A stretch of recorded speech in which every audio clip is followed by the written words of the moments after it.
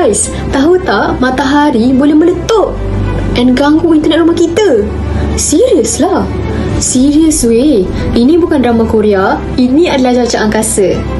Dia dipanggil sebagai solar flare. Bila matahari naik angin, dia balik api ke arah bumi. Sampaikan satelit rosak, GPS ke laut, dan nak pergi kedai pun sampai ke ada yang bersesat. Bayangkan kalau pilot tengah fly, tiba-tiba signal hilang. Kita dalam flight ni, maksudnya ending kita kat mana? Kat laut ke?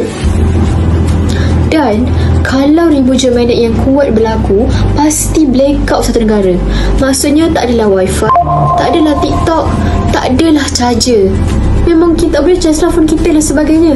Sebab itulah saintis bekerja keras dalam meramu cuaca angkasa.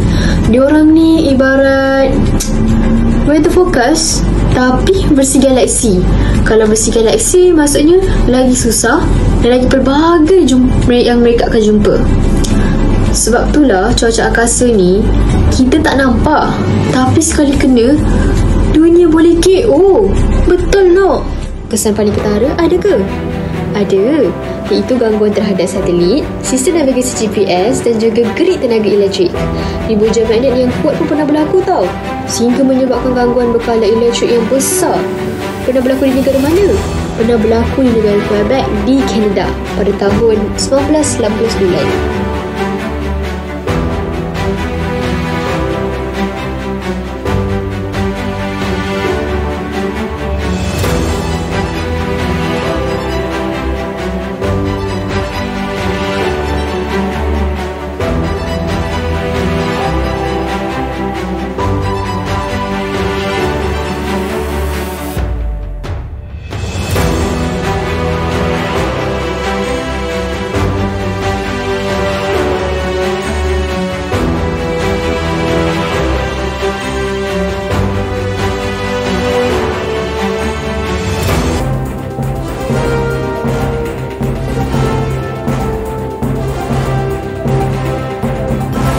Jadi, apakah punca kepada cuaca angkasa? Cuaca angkasa berpunca daripada aktiviti di permukaan matahari. Salah satu fenomena yang paling kuat ialah letupan suria atau solar flare, iaitu pancaran tenaga secara tiba-tiba akibat gangguan dalam medan magnet matahari.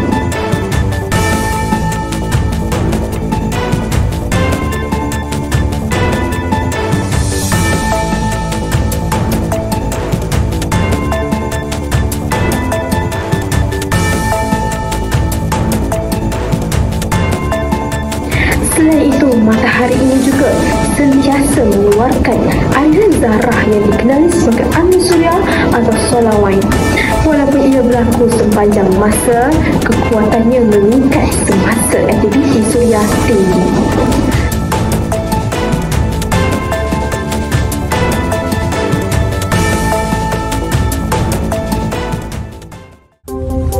Walaupun ada kesan negatif, cuaca angkasa juga boleh menghasilkan fenomena yang indah, iaitu aurora, cahaya hijau dan ungu yang dapat dilihat oleh mata kasar di kawasan kutub.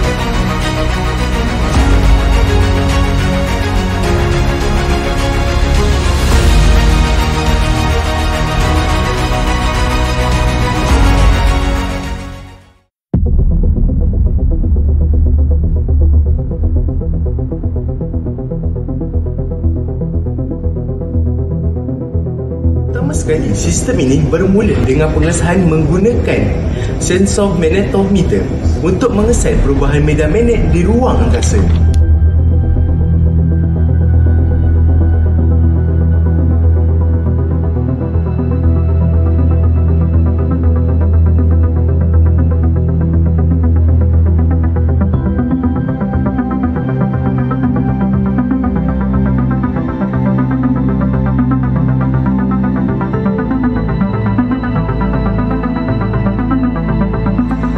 kedua pula, semua data akan dikumpulkan dan disimpan dalam pangkalan data cuaca angkasa, termasuk data dan pangkalan daripada antarabangsa seperti NASA.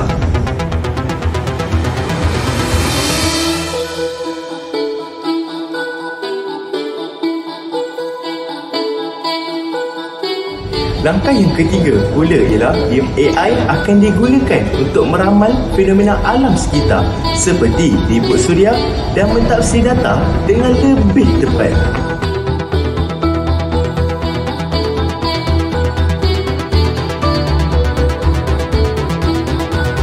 Langkah yang keempat pula, data akan diproses secara automatik menggunakan model pembelajaran mesin seperti regresi dan klasifikasi serta sistem WRF bagi ramalan cuaca.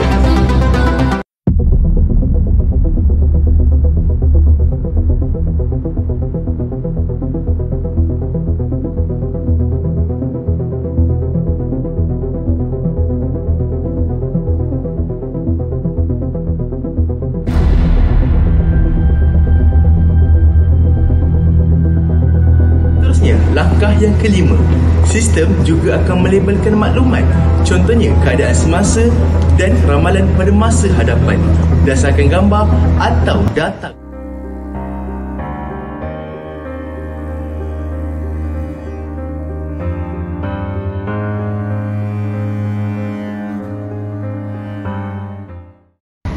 Langkah yang terakhir, AI akan belajar mengenal pasti corak dalam graf untuk menentukan jenis masalah dan bila ia akan berlaku.